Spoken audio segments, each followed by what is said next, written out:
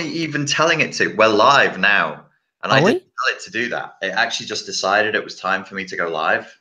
It's the yeah. It's the. It's that. It's Oh, the robots taking over, is what it is. This is what Elon Musk worried us about. It's the artificial intelligence will take over. it's one step ahead. This is bizarre. It's like Inception, but I'm inside myself. I'm very blocky. You look very good, by the way. So it's all Thanks, good. mate. Yeah. It's a skin condition I have. Pixelitis.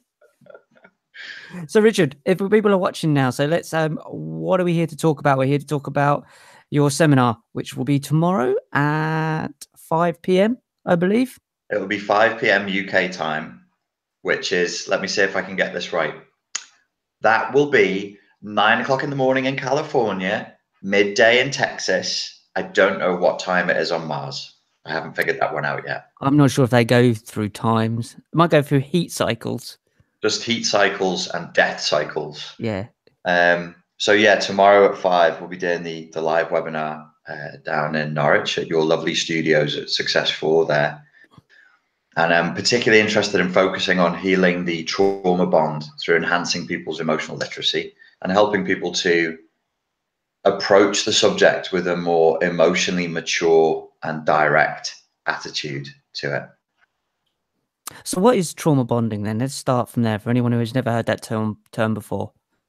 Well, Richard, I'm glad you asked. The trauma bond is it's actually a term from the study of cults. When people are drawn into a cult, if say we do it on an individual rather than a group level, if there's one person who tortures you but rescues you, and then tortures you and rescues you, and tortures you and rescues you, so they're good and bad, they're angel and demon all at once, that creates a unique effect in the human mind. And you don't need to be a codependent, don't need to have been raised in an abusive environment for this to have this effect on you. It actually creates this extremely strong bonding that becomes obsessive. And it's probably because it reduces you to a childlike state, and probably because the guilt and shame for the gratitude you feel when your torturer is being kind to you is baked into the cake. So it becomes, in very simple terms, a trauma bond is an extremely emotionally intense bond with another human being. In terms of narcissistic abuse, what we find is, and what I found in my own life, and you might have found through the relationship with the borderline that you went through, is that we become unduly obsessed with that person, even when the relationship is terminated. Yeah, I can see that as well. It's because it's leaves in such an imprint on your ability to have relationships with the next person. You're always waiting out for that. Is there so you were saying there that a lot of the time when they're actually happy with you, you get sort of frustrated. Is it because they have the power to decide whether you're happy or sad? I think fundamentally for a trauma bond to take place, and this is true, I think, for the functioning of narcissistic relationships, the power dynamic needs to be vertical and not horizontal. So it's not taking place between two equals. The cluster B is holding the whip hand, in the same way that if you were a captured political prisoner, or if you were in a cult, the person who could do this to you is the person who controls shelter, calories, safety, love, warmth. They're in charge of that. Then they basically kind of control life and death in a literal setting. In a non-literal setting, in a relationship with a codependent, we become convinced, and they permit us and encourage us in the incorrect belief that they're the source of all love. They're the source of all love in the universe, the sole source, which becomes the word source, the sole source of all love in the universe. And we trick ourselves into that, and they encourage that trickery. And therefore they have an undue amount of power. So the power dynamic needs to be that the person doing the trauma bonding has power over us. And where would this start then? What typical, age would this be? A parents thing? What could this be? A teenage relationship? Is it something that more people are susceptible? Do you have like a personality type where you're more susceptible, like a people pleaser? I think so. Certainly for people following the Spartan Life Coach, and in the terms of the webinar that I'm delivering tomorrow, it's going to be people aged probably 25 and up who have a fawning, enabling, codependent, people-pleasing style, who've been involved with a cluster B personality disordered individual.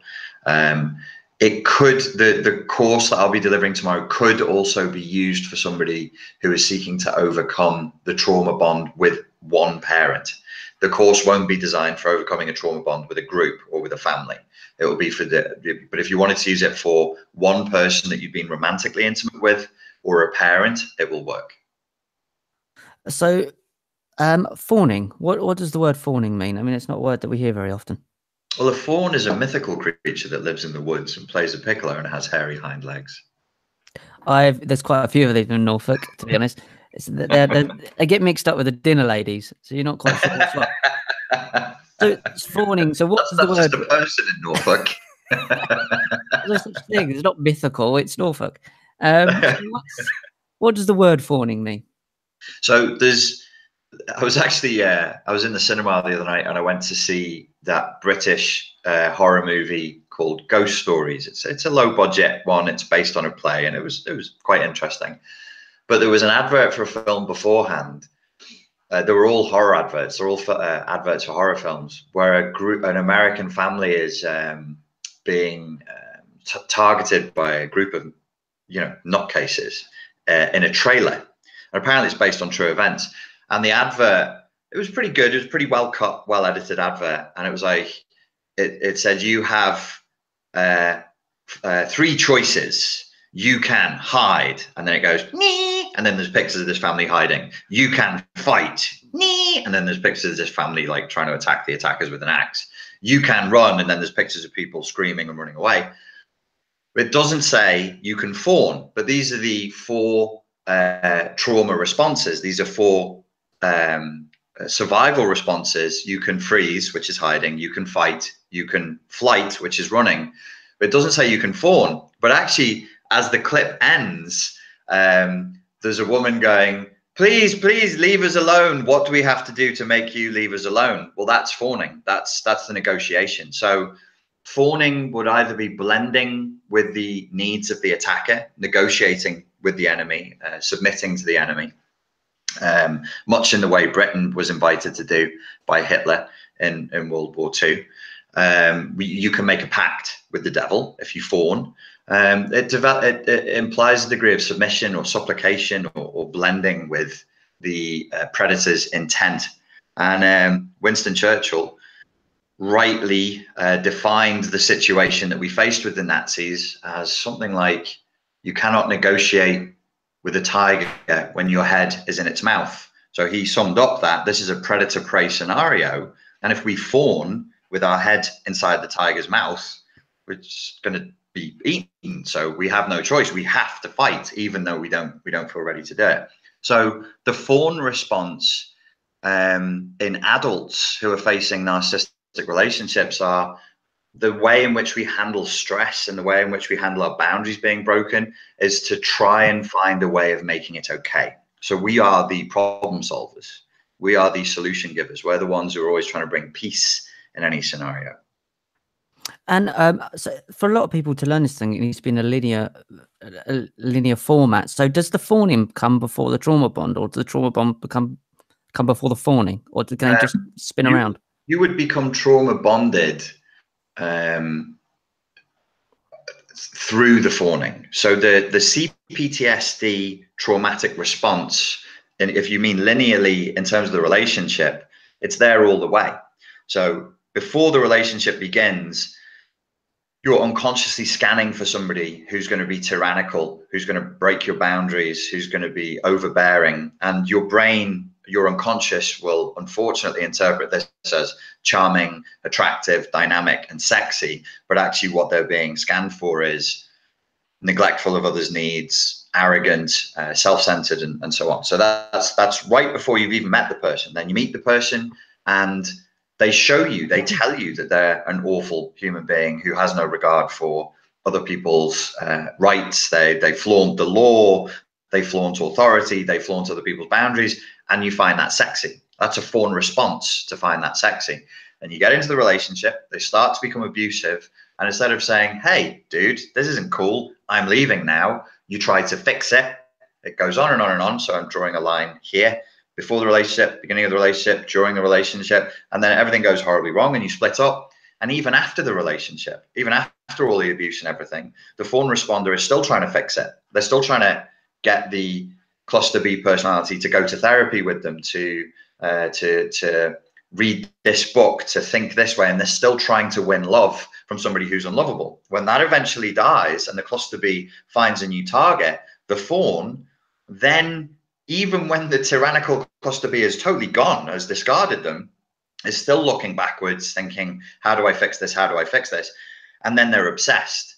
So this course is for those people who, even though the relationship is done and it's behind them, they're still obsessed with the cluster B person. And they come to me and they're really frustrated. They're angry with themselves even. Like, why do I still think about this person? And I'm like, well, because of CPTSD and because of codependency, because of this fawn response. So this is a really good point. So anyone who's going to tune in tomorrow and watch this, it's for anyone who's on Spartan Life Coaching, has probably been with you for many years now and is not actually moving on. You did a really good YouTube video last night. So if anyone hasn't watched that, go back and watch the previous video for this. There's some very valid points, is that you want to help people recover, protect themselves and move on. And so this course, would it be right in saying this is going to be something that helps you move forward if you apply it? This course, well, thank you for saying that about the YouTube video last night. It's a severe YouTube video. I do occasionally release severe ones. It's a more severe one. What I want from this course is, in an ideal world, it would be so effective and strikes so accurately to the heart of the matter that nobody would ever want to bother watching a Spartan Life Coach video again, unless it was about how to analyze your dreams or how to set goals or something. They'd never watch one about narcissism ever again. Now, I try as far as possible, as far as humanly possible, to never teach something that I haven't mastered myself. And this is something that I think I have mastered myself. And it can be difficult to know whether you're at the point of whether, have you really overcome the fawn response? Are you still trying to fix that broken person, that broken relationship? What I would hope is that within 2 or 3 weeks of doing the exercises that I'm going to be sharing during the webinar tomorrow, that are specifically designed to help people grieve, to help people emotionally process what has happened, and to help people just through that grieving to let go of that person, is that, and I've run this test on myself, as I say, 3 weeks after the course, if they try and think about the person, they won't obsessively emote and think and obsess over that person. They'll just find the topic somewhat boring. They'll be saying things like, this is what they need to watch out for. Oh yeah, I don't know. Obviously, something's wrong with them. Just didn't work out. Oh, well, anyway, I'm more focused on this. And there should be a new focus in their life that they're moving towards. That's how people are going to know whether they've actually broken the trauma bond effectively.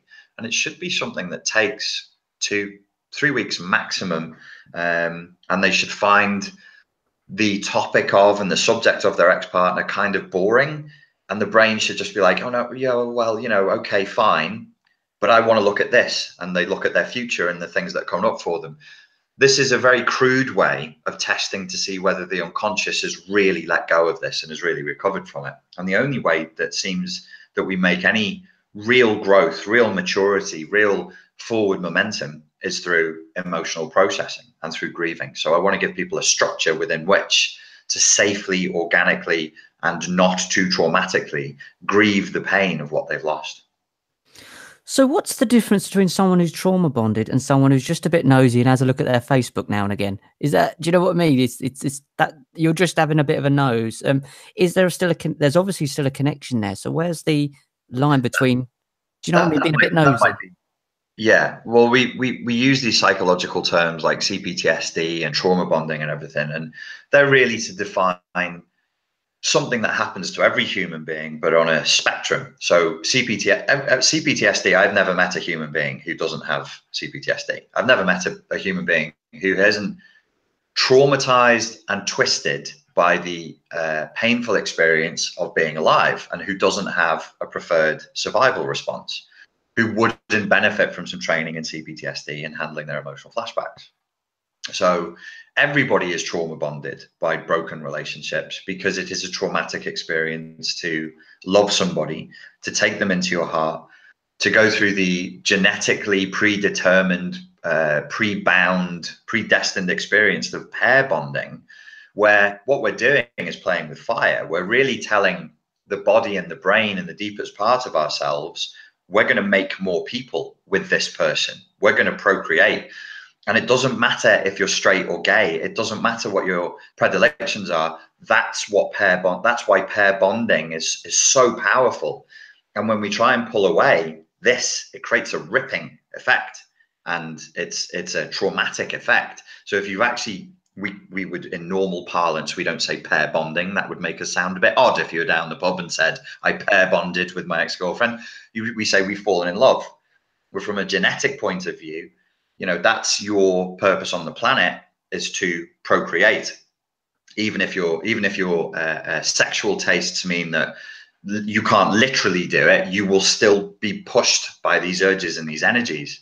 So once that pair bonding has taken place, yeah, I mean, when it's ripped out of you, that person's always going to have more significance to you than, say, your maths teacher in secondary school, because of the amount of emotion that's loaded with it, the amount of experience that's loaded with it. They're just that level of sexual intimacy. You just take one element of a relationship, which is sexual intimacy, literally sleeping together.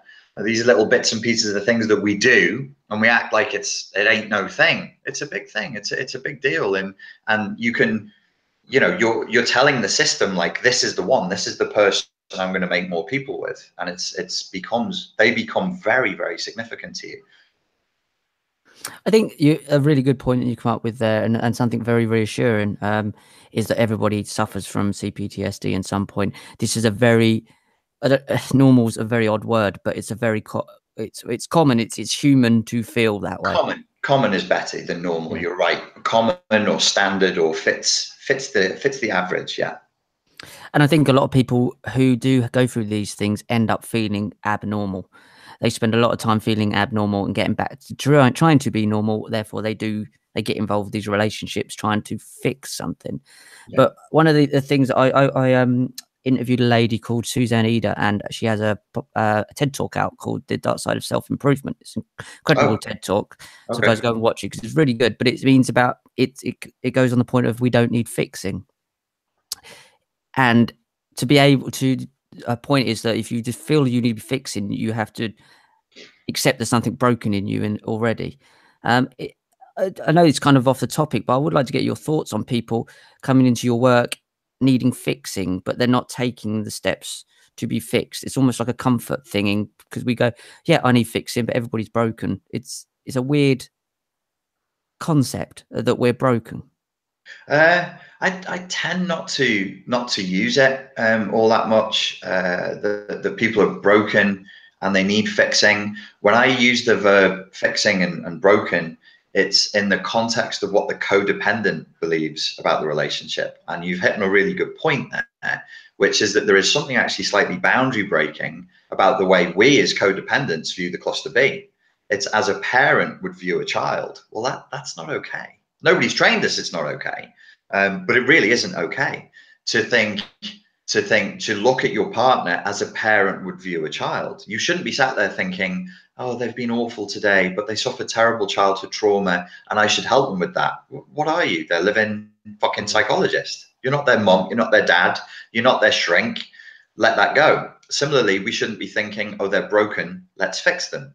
When I see clients, I'm pretty old school with the best elements of neurolinguistic programming, and the good elements, the stuff that was really genius that came from Richard Bandler and John Grinder, were concepts like none of your clients are broken. They all work perfectly. And then somebody would fall into the trap and they'd go, I have a client who showed up with depression. And they'd go, well, then they know how to do depression perfectly. And there's the metaphor there that we are sort of these biocomputers running systems software programs, running software programs that generate an end result. That's a much more, for my money, it's a much more helpful metaphor to work from than you're broken and you need fixing. Apart from anything else, it puts me in a power position. Like, I'm going to fix you, like I'm a surgeon or something. I can't fix anybody. And that's the point. Is I see a lot of people when on these forums, and they use the term my narc or my BPD. It's hard to say, and I find that kind of in itself quite disturbing. It's like an ownership there. But I don't know why. So let's think about this. Why do you find it disturbing when you read people going, my narc this and my narc that? The attachment of owning something or being attached to something. There's no sovereignty there. There's no boundary there. You're attached to this, like you're carrying around in your backpack like a little monkey. Or it to me, is like an attachment there. Okay, I like that. I've always sort of semi-consciously gone, ugh, my narc, my BPD, my narc, my BP. And I'm like, there is something odd about that. There is, and it is boundary breaking. You're right. There's something to do with the attachment and maybe a possessiveness around it. It's never made me comfortable. I derailed you there slightly. What were you saying? No, that was it. It was just that I find it quite uncomfortable thing to say, and it's a bizarre use of language. I don't know anything about linguistic programming. I'm no NLP. I haven't done any of that. Yeah. I'm a filmmaker by trade, but I understand the psychology of dialogue within a scene. But that term, it's almost, you wouldn't say that. You go, my name's Richard and here's my narc. You like, do you know what I mean? You wouldn't talk like that. It's just a very weird label. There was a YouTube channel back in 2009 when I was in an abusive relationship and I was looking for help that was that. And I can't remember whether they were Australian or South African. And it was a couple. It was a woman and a man, and the woman was the codependent. The man was the narcissist, and they would deliver videos together. And that's how it was introduced, like, my narcissist. Here he is. I washed him today. I had him put a nice shirt on. So here's my narc. He's being good. And I was like watching this going, what the fuck? There was a lot of things that put me off the online narcissism community. And that was one of them. And my video last night for about 2 minutes was a rant against the online narcissism community. You know, you say you instinctively feel, ugh, looking at my narc. I feel the same way about the tone and the way these forums are used. There's something incredibly disingenuous about it all. Everybody seems to be quite shrill and almost cheerful about the fact that they've been narcissistically abused and they're a member of this special and exclusive club. And I'm like, if you really want to recover and you really just want to get on with your life, why is there this happy, cheerful, I'm enjoying this attitude to everything? Do you know what I mean? I find that disturbing anyway. This happy, cheerful, I'm enjoying attitude to anything is bizarre. And it's psychopathy. You can't be happy all the time. But yeah. I'm happy in my misery sometimes. It's like normal to just do this during the day. Yeah. It's absolutely normal and fine and quite funny. Yeah. And I see, I don't know if you see, but it's again a bit off topic, a lack of sense, like genuine dark sense of humor. Actually, I feel people that have got a kind of genuine dark sense of humor or kind of a twisted imagination, even though I don't think it's twisted, are actually more psychologically well than those who put on this preempt, like Tony Robbins, I'm happy, clappy all the time. I would say they're definitely more self-aware and probably have a stronger connection with reality. I always think of like the difference between our culture and Balkan culture. Like Balkan, if you want dark humor, the Balkan humor is very, very dark, and they are very, very self-aware. But I don't think any Balkan person would be angry with me for saying that I resist to say that they're psychologically healthier. Like Balkan people would be like, yeah, we're not well. We're like, but at least we're funny. And you'd be like, oh, yeah, fair enough. But can you be mad and know it? Yeah, I think you actually can. I think that it's possible to be on the spectrum for not being fully sane and have an awareness of it. But yes, you're right. There is. I've heard I listen to a lot of American stand-up comics. There's like a little cabal of these chaps, and I like to listen to their backroom talk when they're not being funny.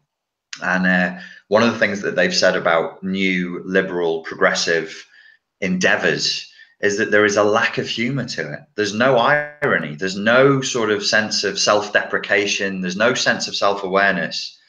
And that shrill hysteria, it's not cheerful now, but it's a shrill hysteria and constantly angry. Like the tone is just constant righteous indignation, but no dark humor about it. Nobody seems to have, you know, and it all feels very severe. And even though they're calling themselves progressive, it's non-permissive. It doesn't seem to be permissive of an alternative point of view. Or did you think about looking at it this way? There's none of that, because there's an atmosphere in which, you know, you will toe the line or else.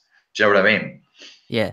Yeah, it's I totally know what you mean there. And getting back to sort of what the thing is about, what the seminar is about tomorrow. So if you're trying to be sovereign and you're trying to put boundaries, where's the difference between what you've just said of being, I'm not going to take anyone else's opinion on and I'm right, to actually being protecting yourself? I think a lot of people, I can only go from my own understanding, because I really struggle in that grey area, knowing what's what.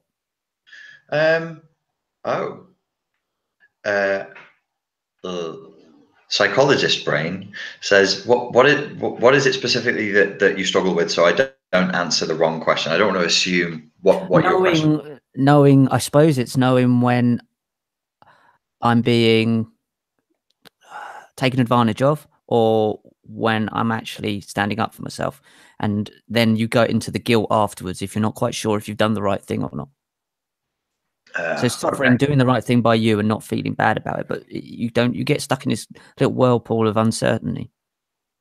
The whirlpool of uncertainty is a pretty pronounced codependent response. I'm not psychoanalyzing you, but it's a kind of a codependent response, because the unconscious rule that is running is, I don't know where my boundaries are, and I don't know what I'm allowed to say here. I don't know how far I'm allowed to push this and how much I can demand. Does it feel that way when you're stuck in that whirlpool? Yeah, definitely. It's the knowing when you should. It's just the art of saying no and not feeling bad about it. I suppose the art of saying no, and the what that always goes hand in hand with is the art of asking for what you want, and asking for what you really want, for what you think is fair. And being able to, like, saying no walks hand in hand with being able to say, hey, I'm not really sure that what you're doing right now is okay. Could you not do that, please? Can you stop it? And do I have the right to cut this person out of my life? Do I have the right to, do you ever have that sort of discussion? Like, do I have the right to cut this person out of my life? Not so much. It's more about knowing when to say, look, enough's enough, don't want to talk about that. Enough's enough, I don't want your opinion on this. This isn't up for opinion. Okay. That sort of thing. It's knowing when things shouldn't be of discussion. It's offering too much, I suppose. Offering too much is probably all the words I used before to go on for 6 minutes about the fawn response. That's probably it. Offering too much in 3 words. What is the fawn response? Offering too much. So tomorrow seminar, what sort of things are the guys, if they come on to that, what are you going to sort of learn to do? How is it going to help them Well, what I'm going to do is I'm going to take their problems on as though they were my own, and I'm going to offer way too much. I'm going to give too much of my time and too much of my energy in order to teach them what not to do. What I hope to do is to offer. There's nothing I can do that is going to fix anybody in a 1-hour webinar. Nothing. There might be a cool story that helps you a little bit, like one technique that your brain will hold on to. You always have to do daily exercises, and they need to be, if I say they're daily, I know that secretly you're only going to do them every other day. So I'm going to insist that they're daily, and then it means that you'll do them 3 or 4 times a week. That's as good as it gets, I've found with clients. So I'm going to offer exercises that they should be doing on a daily basis that allows them to process what has happened. How do I say this without giving too much away? Okay, so I realized a few years ago that therapy and change work and counseling and coaching that appeals to the conscious mind only seldom works, unless you have just a golden client, their teacher's pet. They're so good. They're like, They just give you all the information. They always tell the truth. You tell them to do an exercise, they go home and do it. So some of the schools of like I was trained in cognitive behavioral therapy by the probation service, and I looked at it, and it would be like, my thing was to do group work with drug addicts who were criminals because of their drug addiction. And with a straight face, I was supposed to offer them solutions like, when you're thinking about committing a crime, why don't you thought stop and think about the consequences of that crime, like going to jail? When you think about injecting heroin, why don't you imagine the consequence, which is you lying in the gutter and, having withdrawal symptoms? And I was like, this is lunacy. Like, if these guys, I only dealt with men, if these guys were capable of even half of this, they wouldn't be here. The whole reason why they're here is because they can't hold in conscious thought. They don't have the self-discipline. They don't have the internal boundaries that actually allows them to do that. And your last question about, do I have the right to do this or not? That's an internal boundary issue. So there are external boundaries and internal boundaries. At an external boundary level, I know the difference between my needs and your needs. At an internal boundary level, I need to know the difference between a thought and a feeling. I need to know the difference between how I feel about a situation, what I want, and what you, the other Richard, feels about a situation and what you want. And that I try to merge these in a way that is adult and fair, rather than just going, well, the other Richard's wants are more important than mine, I'll shove mine down to one side. So you can't really do any long-term change work without altering somebody's internal boundaries. So I only work on the unconscious level now. So I'm coming to the answer to your question. What are we doing in the exercises tomorrow? The way you have to learn to speak the language of the unconscious. And we did that. The last live webinar we did was all about hypnosis. And I was like, well, basically, hypnosis isn't long-winded trance inductions and waving watches in people's faces. Really good, effective hypnotherapy comes down to an understanding of the language, the source code of the unconscious mind.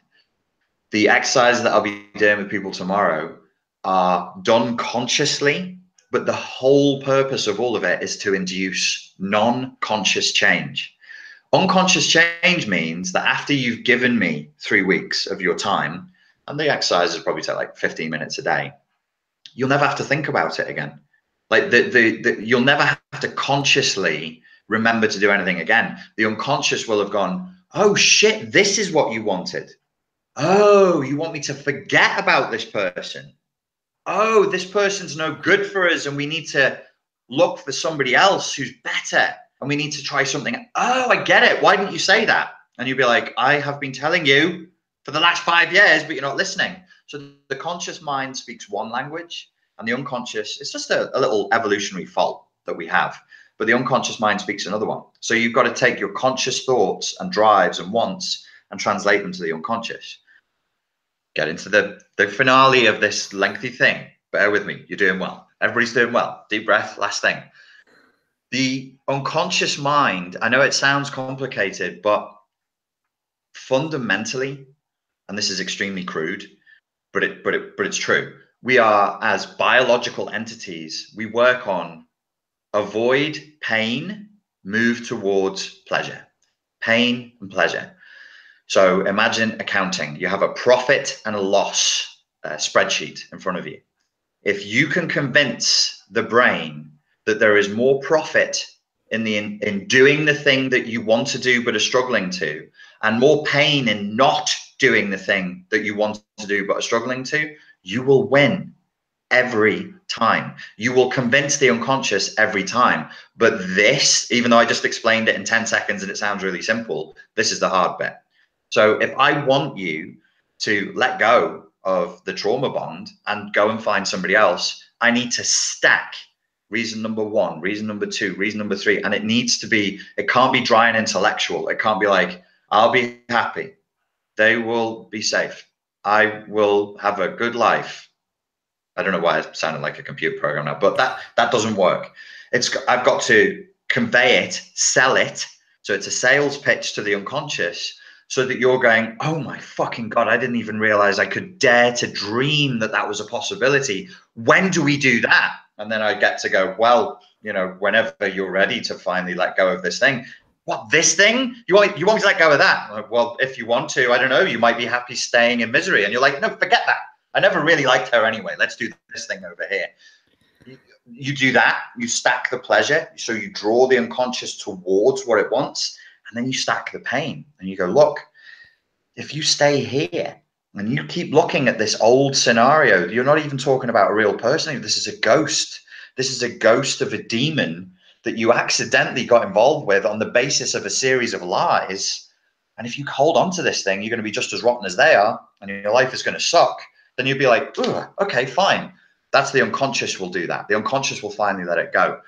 But the conscious mind can do it as much as you want. Like your conscious mind is going, I know all that. I know all that. But if you don't, so I give a little trick away, which most people probably got anyway. Intense emotion is important. Like you've got to be the unconscious mind, the primal parts of ourselves, the animal side of ourselves doesn't respond to get with somebody who is safe and normal and you will have a sane relationship. They won't respond. The unconscious needs to be provoked. It needs to be woken up and it needs to be convinced. So you've got to imagine that you've got to inspire the idea. This is the coolest thing possible. And I would love to do this. It's going to be so exciting. It's going to be so amazing. And this is just, oh, that's some dog shit that I stepped in and it's drying off and it's turning white and it's turning to dust and it's already gone. I hope I'm not doing too much hypnosis on this video and then nobody will want to come to the webinar tomorrow because they'll be like, oh, I feel better now. Just say you do your shirt off. Hey, I'll sit there with my shirt off. That's another 50. Only if I could do some push-ups first and I get to sit there like that going, I'm not even tensing. I'm not even tensing. We can do that. Well, a point that you said there is that you can leave this person, forget about this person. And a lot of people can take that literally. Like you're going to forget literally this person. Now, I see that as a term being used for forgetting the emotions detached from that person. It's not as strong. Obviously, you're not going to forget about them, that they exist in the world. So you get to choose the level of remembrance. I mean, obviously, with my 2 exes, I remember well. Having said that, I actually do struggle to remember some of the events now. I actually do struggle to remember the timeline. So I guess if you're very, very keen on remembering everything that happened the whole time, you might not want to do this process because it is a little bit like, did you ever see the Jim Carrey film, Eternal Sunshine of the Spotless Mind? Yes. Yeah. So, and I didn't do this on purpose. I think there's 2 things that happen. I think with any sort of like exercise that work with the unconscious is quite lazy in the extent of being efficient. It's an evolutionary drive to be efficient. So it generalizes. So when you start going, let go of that person, let go of that person, I have had the experience of going, I can't remember the sequence. That's also trauma and dissociation as well. So at really bad points in the relationship, I'll be like, did I really do that in the January? And then did we really turn around and say this in the March? Why can't I remember? That's partly dissociative effect. But it's also partly for the effect of doing this kind of work on myself. So you will to a certain degree. And the second reason why I think that happens, I'm not a neurobiologist, as I very poorly understand the way the brain holds skills, emotions, and experiences is in neural pathways that join together around one particular experience and form a cluster of neural networks. The work I'm doing or the exercise I'll be doing are designed to make those neural networks die, to atrophy. As those neural networks die and atrophy, and as we create new ones, I'll give you a metaphor. You're on a water slide and you've always been on that water slide. It's the only water slide, you know, it kind of sucks, but you don't realize how sucky it is. So you have this 8-year-old kid that's just climbing up the water slide, going down and climbing up the water slide, and it's a sucky one. And then I'm going to go, oh, hey, I'm the guy who brings a new water slide to the theme park. There's another water slide over there. It's much more fun and much cooler. Do you want to go down the crap one, or do you want to go down the one that's fucking awesome? Well, the 8-year-old's like, it's a stupid question. Why is an 8-year-old going to show loyalty to the crappy old slide when I built this beautiful, amazing? So the brain will do the same thing. It's going to go to the joyous, fun option, but it needs a joyous fun option to go there. That's what we need to build. It will go there. And if I say, do you remember the old water slide? The brain will go, yeah. Do you remember where it is? Yeah. But the details will already be decomposing because I'm not sliding down it every day. The neural pathways will atrophy the same way that a muscle will. They grow and disintegrate much in the same way that muscle, when you look at the way muscle fibers grow, they do the same thing. The body generalizes. So as these things die off, as these neural pathways die off, yes, people might literally forget elements of the relationship. If that's a worry to people, then they need to write stuff down before doing the process. And that's the point, is you'll forget certain parts of a relationship. Obviously, you won't forget the person. A good point that you said you came up with just then, and I think it's a valid thing to explore, is that you need somewhere more enjoyable, something else more fun to go on to. And a lot of people are not moving on because they don't want to go into something worse. They think, well, at least I'm on my own. Yeah. Yeah. And there is, I think what I noticed with myself, and it's dark, is even when you're on that old water slide, or you're holding on to the ghost of a demon of a relationship that was built on a lie, at least you're holding on to something. Now, I can't convince the unconscious to go from something that is shit to nothing. We'll always choose something that is shit over just nothingness. So you can't, well, I don't think you can go, right, we're going to go full Zen mode now. You're just going to embrace nothingness and then let go of the past. I mean, the unconscious mind, that's the id. That's the childlike side of you. That's the animal side of you. The animal and the child inside of you is going to be like, fuck off, mate. This sucks, but at least it's something. At least I can stay in this imaginary world of the past. What are you giving me that's better than that? What's your sales pitch, guy? Because I'm the invading force in the unconscious realm here. They'll be like, well, what are you offering? And I'll go, I need to offer something. If I say you need to embrace nothingness in order to have something amazing, I think that is way too much of a leap for the unconscious mind to take. So you need something to replace the trauma bonding. Absolutely. Absolutely. There you go. And that's the essence of the course, is the unconscious mind needs, the way I would phrase it is, the brain and the unconscious needs a direction. It needs to move towards something.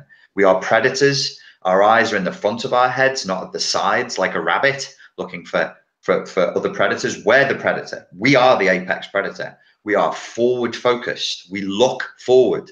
You have to be moving towards something.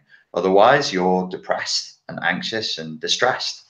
And that makes sense. Like when you're in a job you hate and you're not moving forward, you're not progressing, you're no longer moving anywhere. You are literally going round in a circle. It's the same as having a dog caged in a little cage. He's going round and round and round. That feeling of being trapped and that feeling of being in prison is a psychological one as much as a physical. Do you know that the whole issue of hope? Hope is such a wonderful elixir. It's almost a panacea. When I pour hope onto a situation or into people or into a client, they flower, they just open up. And when you have a client who's like, I can't do that because I'm scared, I can't do that because my ankle hurts, I can't do that because I don't love my dad.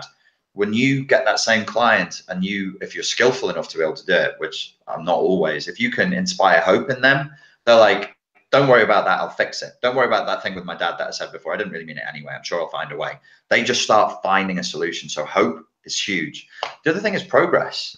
If the human being doesn't feel like it's making progress, the human being is miserable. If you feel like you're even making incremental bits of progress, tiny, hope creeps back in, inspiration comes back in, and you start to move forward. So progress is huge as well. I think you've just named every film that's ever been made, every song that's ever been written has an element of progress and hope towards the end, or you wouldn't listen to them. That's what they give you. Every bit of art, creativity gives you a sense of progression from where you are to where you want to be, and there's a progression forward. But there is an element of the self-development world that says you need to be happy with what you've got right now. And I think that's a double-edged sword, because if you really are genuinely miserable with what you've got right now, you can't convince yourself on a subconscious level that this is good. And maybe a lot of people in relationships, abusive relationships, are actually convincing themselves that actually this is all right.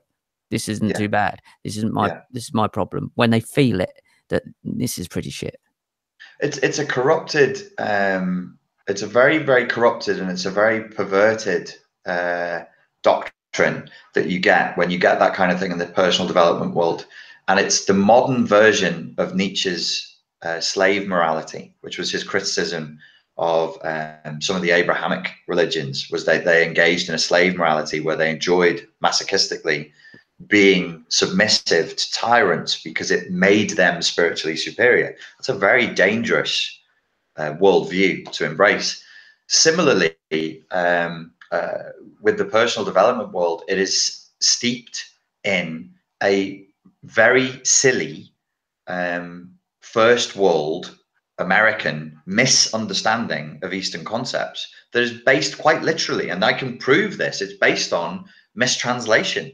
It's been proven by other people. Other people have already analyzed it before I was born. Mistranslation of old Eastern texts and old Eastern ideas. And a lot of our what we call the personal development world today, let's have it right. It comes from 1960s and 1970s, not just America. We can pinpoint the state it mainly came from. It came from California. And there is, I love California. I go there all the time because I have family there. But there is a certain worldview that comes from 1960s, 1970s. The baby boomer generation were coming into their full power of their particular worldview. So it's actually baked into the cake of the personal development world is narcissism, is materialism, is capitalism, is individualism. And not saying all of those things are always bad all of the time, but we know that they can be dangerous. That these concepts, when it's inferred and it's unconscious, and you have these, Zizek would call them implicit injunctions to see the world in a certain way as what can I take for myself? I think that the ultimate embodiment of the perversion of the self-development world was The Secret, the book and the documentary called The Secret. Did you see that? Yeah, I did. I tried to stay away from it. I mean, since the moment I put it on, I was like, "Oh, are you kidding me? Aren't you?" I mean, it's pure ideology. It was ridiculous. It was totally ridiculous. It was, but it shouldn't even need to be said, really. And that's the worrying thing. The fact that it actually needs to be said is worrying in itself. Well, because people have imbibed it. They've taken it on for years, and I speak to people regularly, adults, gentle, kind souls who will. Spoke to a yoga instructor on a plane recently, and she was like, I'm a life coach. And I was like, oh, so am I. But we weren't the same kind of life coach. She was like, I teach people that if you do good things will happen to you, and to trust the universe. I'm off to travel in Sri Lanka on my own next month. And I was like, yep. If you do good things, because no bad things have ever happened to good people in the history of fucking humanity. There is... What's missing from all that is a healthy dose of Western philosophy, is a healthy dose of stoicism, of cynicism, of the Socratic method of people need a bit of Nietzsche every once in a while. There needs to be a counterbalance to that stuff in order for people to stay connected and stay connected with reality, to be grounded and to operate in a way that is effective in this world. Because a lot of the people, I think, who are following me, their worldview is, I was abused by a narcissist and now I live in the bomb shelter that was left, and that's it. And I'm like, yeah, that's fine for 6 to 9 months, but that doesn't justify 6 to 9 years. And even though that's the story they're telling themselves, a lot of the problem is that they're not effective in the world. And what I would like to do with the Spartan Life Coach, and hopefully with this course moving forward, is to actually teach people how to get hold of reality and change it and move it and shake things around. That you're allowed to do that. That's totally allowed. That's what we're here for. That's what we're supposed to do. We're supposed to be taking assertive, conscious effect in the world and not sitting back like passengers going, oh, this film I'm living isn't very nice. This film I'm living has turned from a Disney film into a horror movie. And I'm like, well, change the fucking film. You're the writer, you're the producer, you're the director. You get final cut. Take some control, have some agency. That's what sovereignty is. And I worry that I've been saying serenity, serenity, serenity on this channel for so long that people have just stamped it on a t-shirt, worn the t-shirt, and then just sat back as they were before as a passive passenger and gone, I hope things get better. Maybe I'll pray for them. Maybe I'll do quantum leaping or do The Secret or some visualizations. I remember watching Quantum Leap once, and he turned up in the toilet, and there was Michael Jackson as a kid in there, and I thought that's not a good sign. That was some accidental predictive programming might have gone in there. I remember seeing that when I was about as a child. Woo-wee. It's about 15. I was thinking, even at that age, I was thinking, well, that's not right. Yeah, something feels odd here. I think I need an adult. Only tuned in for the Incredible Hulk. See, guys, we can do sensible conversations as well. See, look, we've just done a whole. Usually we can do like sensible for like 5 minutes, but then it needs balancing. It needs the release that just comes out. It needs to be released. It's really good. I like your wallpaper. It looks like Blockbusters. Does it? Not the video store, the TV program. I immediately thought the video store, and I was thinking Richard's lost his damn mind. There's no wallpaper. I was like, dude. This DMT I've been smoking is amazing. This is lovely stuff. There was a question I was going to ask, and I put myself off completely. Oh, that was it. I've realised that I was abused by a narcissist or BD. I mean, she was diagnosed BPD. I didn't diagnose her.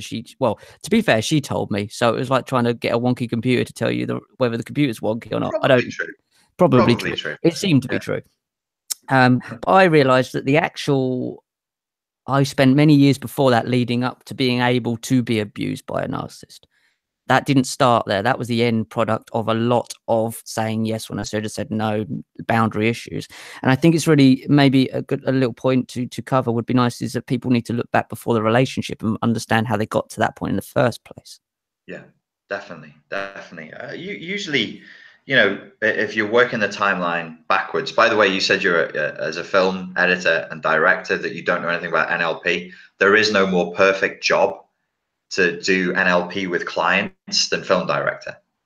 That's neurolinguistic programming between a coach and a client is film direction. That's all you do. Okay. All the internal dialogue, the internal representations, you're running films forward and backwards. That's basically everything just spills back from that. In terms of the timeline in the film of how did I get into this shitty relationship, right before you got into the relationship, there was probably a crisis in life. Financial, emotional, moving house, losing a relative. You felt low, you felt heartbroken, and that's when they swoop in. That's because they smell the blood in the water and they swoop in and they come to save you, but they're not really there to save you at all. Like Hannibal Lecter said to Clarice Starling in one of the books, when the rabbit gets his foot in the trap and cries out in pain, the fox comes running, but not to help, Clarice, not to help. So you've got this situation where you're probably very, very vulnerable. But as you rightly say, even before that situation of intense vulnerability before the relationship, there would have been situations in life where you probably were a little bit of a pushover or were too desperately seeking for something. You were too desperately seeking to become a famous singer, to become a famous actor, to become a famous physicist, a famous biologist, or this, or that, the other. And you were desperately trying to get access to another world. And you ran into one of these people who's the gatekeeper to that other world and then abused you in a sort of deal with the devil type scenario, quid pro quo. You do this and I do that for you, this for that, quid pro quo. That kind of nasty, dirty, corrupted relationship would play out, or just, as you say, a lifetime of just saying no, of just saying yes when you should have said no. I think it's really important for people to look back further than the actual relationship itself or the separate. I mean, I would say I probably went out to. They both studied psychology, by the way, and I think that both of them had various levels of a personality disorder, but one of them didn't seem to be vindictive, so maybe it wasn't. Maybe just young. And that's also another sort of thing to try and look at, is that stop pointing the finger at everyone. And people will behave. Your brain is still changing shape and developing, and we know that the parts of the brain that deal with consequence aren't fully developed until you're 23 or 24. So people will behave narcissistically and in an emotionally dysregulated and boundary breaking and reaction seeking way, Yeah. With a moderate degree of literacy up to a certain point, right the way up to 23 or 24. And that can just be described as just emotional immaturity. They're just not very grown up yet. It doesn't mean that they're going to have a personality disorder, which is permanent and pervasive and not context specific. So I've just had a pop-up, bear with me, and that's not a euphemism. Did it hurt? It sometimes does. It depends how tight the trousers are. So for anyone who's listening, we've got about nearly 300 people listening at the moment. So that's cool. Anyone I've who's seen a couple of people are asking for the link. I am going to put the link to sign up for the webinar on the video and underneath the video and the more information, and I'll write that in the comments and pin it to the top of the comments. And that'll be, if you're interested in joining the live webinar tomorrow on healing the trauma bond through enhanced emotional literacy, that will be where you will do it.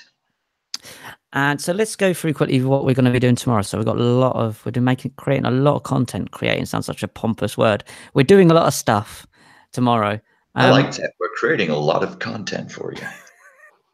We're making a lot of stuff tomorrow. So what will we be doing? What can they look? They tune into Smart Life Coach on YouTube. What will they see? Oh, well, I've actually put a page up on the site, and I sent to the email list. And I know that everybody who's watching this is faithfully signed up to my email list. I got it this morning. Did you? Oh, yeah, there you go. See, Richard's on it. Don't know why some of y'all aren't on it. But I'll put it on the homepage as well. I'll put a link. So there's actually 3 live events tomorrow. One is at 2, which will be with yourself and Mystery Man Will, and that will be through the strengthofmind.coach YouTube channel. But the link for that will be on Spartan Life Coach, so people can see where it is. Then there's at 5 o'clock, we're doing the paid for webinar, which people can join if they want to. It means that they can ask questions about the material that I'll be showing during the webinar. And that's at 5 o'clock UK times. And then at 8 o'clock at night, we're just going to have a free-for-all, a pillow fight. A free-for-all is a nice soft way of saying it. Yeah. I would say. Yeah, we're going to do a live Q&A. It will be me, you, Mystery Man Will again. Yeah. And we'll be covering all the topics, I imagine. Everything you can think of. And it doesn't always have to be serious. Again, it doesn't always have to be about, it always leads back to personality disorders.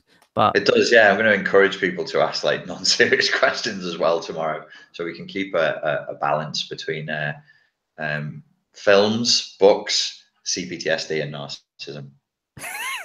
That sounds like your autobiography. Yeah. Good name. So just before we go then, so explain a little bit about Strength of Mind Coach. How does that differ? How's that different from Spartan Life Coach? Strength of Mind Coach is my beginning to move away from helping people overcome CPTSD and narcissism, which I will always do. I think to some degree, I'll always be working in this area, but I don't want it to be the only thing that I do. So I'll be moving more towards a certain style of life coaching that would probably be at the severer end of the life coaching spectrum, not the gentle unicorn sheet end, but the fucking get up and do something end of it. There is actually already a course out on strengthofmind.coach. It's been out for a while now, called Mental Toughness, which is to help people build psychological resilience so they can get stuff done, so they can look after themselves, do the shopping, pay their bills, go to work and all that, bit of mental toughness. But there are podcasts that I've done with Mystery Man Will that allow us to talk about other topics like sociology, anthropology, culture, history, films, books, and narcissism and CPTSD as well. I don't really want to do that on Spartan Life Coach because I think it's unfair to set people up and go, oh, this is what we're talking about, narcissism and CPTSD, and then go, well, today we're going to talk about politics, we're going to talk about culture, we're going to talk about other things. You can't, force feeding people my stuff. So where did you find this Mystery Man Will? Where was he? Mystery Man Will is incredibly, when people see him, they will be amazed. He is genetically related to me. Genetically So related. I find him whenever I go home. He's just fucking lingering there at every fucking social function somewhere. He just turns up. But we do not look alike at all. He's quite tall, isn't he? Is he quite tall? He's tall, slender. Where I am a juicy pink white person, he is more Welsh complexion. What's Welsh complexion?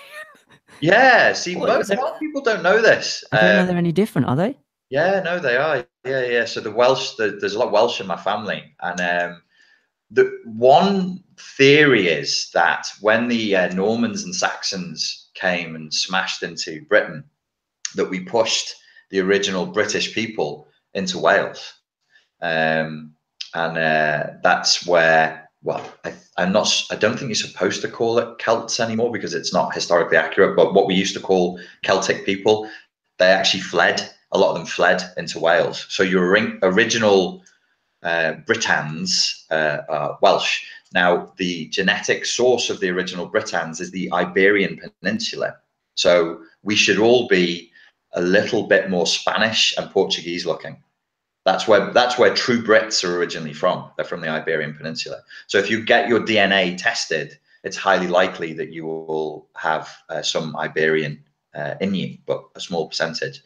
But so in the Welsh side of my family, we have a Scandi Russian side of the family, and we have a Welsh side of the family, and the difference is amazing. So you'll get like real pale, blonde-haired, blue-eyed in the same, and the brother will be pale, blonde-haired, blue-eyed, and then the sister will be like brown-skinned, real dark-eyed with black hair. And is this what Mystery Man Will looks like? He looks like he's like a sort of a Spanish Turkish gentleman who's very tall. Gentleman. He's a gentleman. He is a lackwit, however. He's unfortunate. He's very well educated. He has a master's degree in sociology. He's a damn leftist liberal, which he gets abused for quite frequently. But he's read a lot. He's read a lot more than me about that type of thing, which is why it's nice talking to him, because when it comes to sociology and that type of thing, I read a bit when I was doing my psychology degree, mainly to irritate my psychology lecturers, but he knows lots about that type of thing. That's fantastic. So guys, you can head over to the Strength of Mind Coach and subscribe on there as well. So it's a YouTube channel. We'll see you on SoundCloud. Is that right? Yes. Yeah, we have a YouTube channel that's just called Strength of Mind Coach. And if you go on SoundCloud and search Strength of Mind Coach, they should come up there. And the podcasts are not Spartan Life Coach podcasts. The tone is not the same. It's a free for all about whatever we want to rant about that week. And there's a lot more politics in it. So some people absolutely love it, and some people are like, ugh, it's boring, or your politics are not my politics, so I don't want to listen. And I'm like, that's what's wrong with the world. You should listen to people with different political views. Yes, you did. You should. You should. You did. You diddle. You shouldle. What? Or I'll see you. You what? Sorry? Do you have a dialect in Norfolk, by the way? Yeah. What do you mean? I mean, I know what dialect means, but I mean, I wouldn't know the word to what it would be called. In the Maid's Head Hotel, I meant to ask you this. There was words on the wall that were looked like, I don't know, hobbitish or something. And then it would very low down the wall. Yeah, low down the wall, like for hobbits. And there was sort of written ornately, and then it would say, this means the waddling duck in English. So is there like, I know that Cornish has its own dialect. It has its own, not. Is there a dialect in? I think there might be. Actually, Sam bought a book about this a couple of last week at the car boots. We wander around the car boots kicking children, and she bought a book with this same thing in. So I'll have a look. But there definitely is a dialect. I don't know what it would be called. Norfolkian, yokel, maybe. Norfolkian. Norfolkian sense. Fucking sense. Yeah, that's cool. Okay, well, let's see if we can slip some Norfolk dialect in there during the live Q&A tomorrow. I'll try and teach you some. Not that I know any. I mean, I'm from Norfolk, but I don't really have that much of a Norfolk accent. I don't think. What is a Norfolk accent? What would that sound like? They're like that. Are they really like that? I was thinking a very easy way of bothering. bother and talking in it. What? So it's kind of like almost like a Devony Somerset-y thing. It's a little bit like that. It's a bit, yeah, softer. It's When kind you, of farmers. They're farmers it's then. very farm, but it's not quite as bothered. All right, I so that's can't be bothered. I'm not as bothered as I should be, but sometimes I do have a bother, and then I have to have a lay down because that bother hurt me. That sort of thing. That's how they talk. Sam's mum and dad a little bit because they come from London. Sam's got because she went to Ireland for about 6 years, so she has an Irish lilt in a Norfolk accent. Wow. And yeah, it's very. She goes all over the place with it. It's quite funny. That's mad. Yeah, she's a funny one. So yeah, quick recap then before we go. Tomorrow, 2:00. Is it 2:00? Yeah, it's 2:00. We've got a podcast at 2. The paid for webinar that's about healing the trauma bond is at 5, and then the free for all is at 8 p.m. tomorrow. I like it. It's like a warm up all the way through. Yeah, that'd be good. All right, Richard. Well, I'll see you bright and early in the morning, and we'll hit the ground running. So the link will be in the post. The link for the page that has all of the lives, I'm going to put that in the more information bar and in the comments, and the link to sign up for the paid for webinar, I'm also going to put that in the comments now as well. Once we've as soon as we stop the broadcast, I'll put it in. Okay. We didn't answer any questions, did we? Shit. Do you want to do some more questions? I'm not going anywhere. I do need a drink. Like people have tuned in. Damn it. I'll ask you a question, I and feel then you so can answer it. guilty. Now you can. There's 300, nearly 300 people that have tuned in. Let's answer some questions. If I ask it to you, and I'm going to quickly grab a drink because you can answer the question to the person that's asked it. Okay, let's have a look. Sorry, guys, we've completely. Let's have a look. So, guys, I'm going to try and. If you see one, Richard, then you ask it. They're flying through so fast. Okay, I'll find one, mate. You go get a drink. Let's have a little look. Okay. Are we supposed to be Lilith, the equal of Eve, the helper, or Eve, the helper? Says Katie. I don't know. Do you live in 1950s US advertising land? Men don't view women as childlike, says Graham to somebody else. Oh. Okay, ABC says, you always talk about how to heal emotional flashbacks in CPTSD, but not how to heal visual flashbacks in PTSD.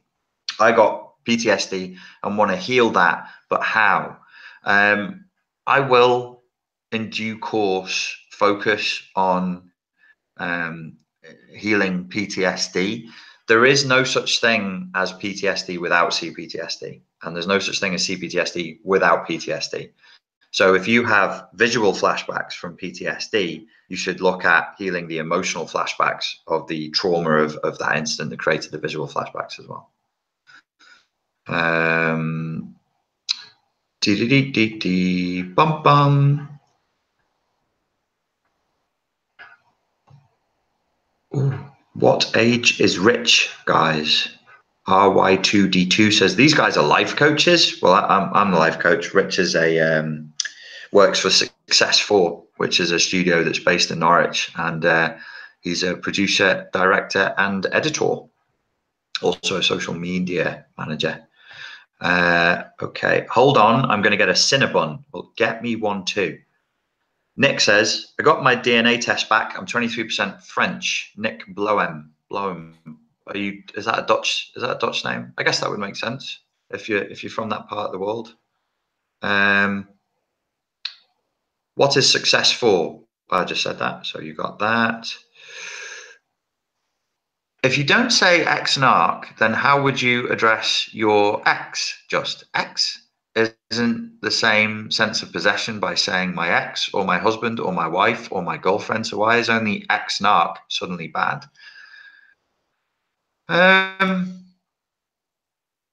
There is, well, we did kind of describe why it was uncomfortable.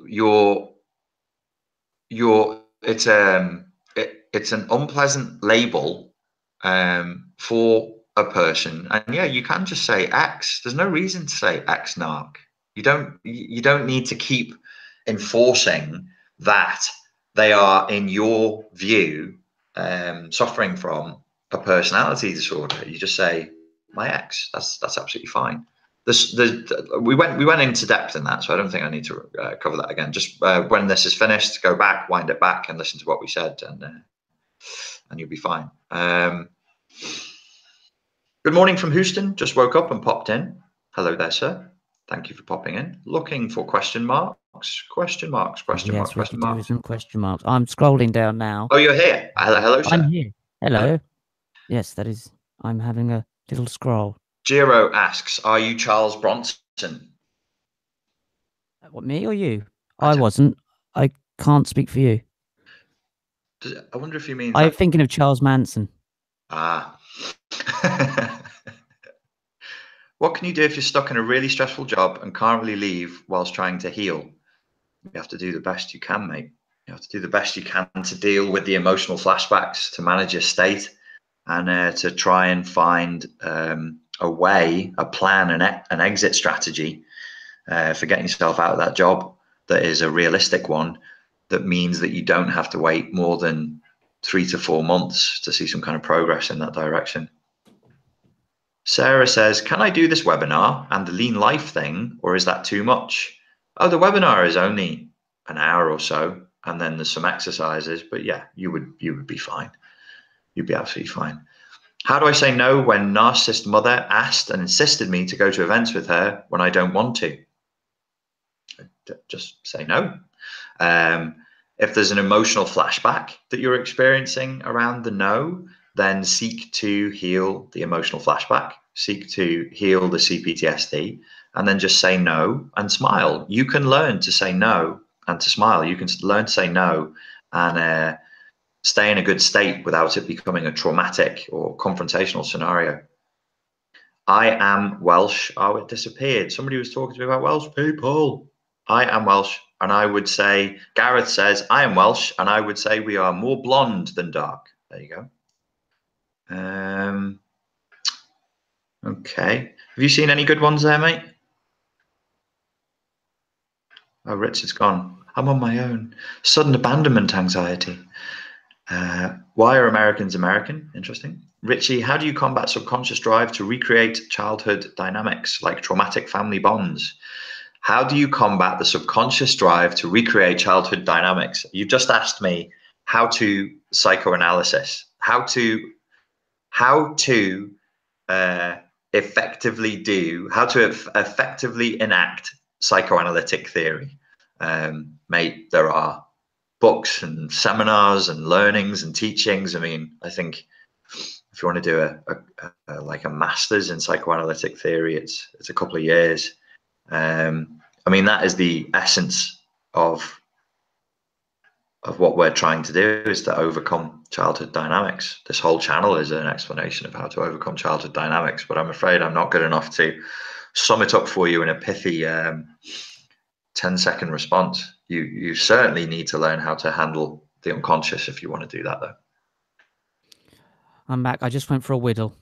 Leslie, oh, glad to hear it. Yeah. Could you just give a quick blurb on how exactly to heal your emotional flashback without having to read the 20-page manual? So I made a 20-page manual for these people, right, Rich? And it's free.